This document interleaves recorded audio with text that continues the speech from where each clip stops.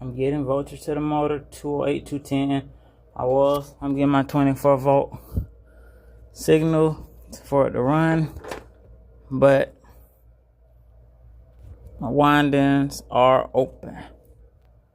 And the motor needs to be replaced. Well, it's probably the module, but because the motor not gonna run if the module not sending power out. But I'm gonna replace the whole motor needs to be replaced.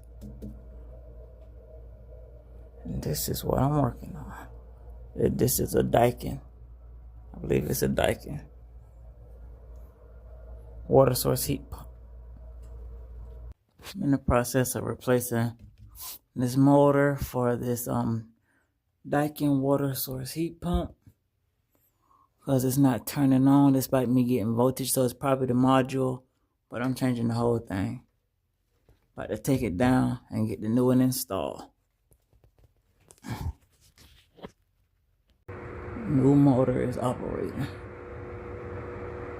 I'm going to correct rotation.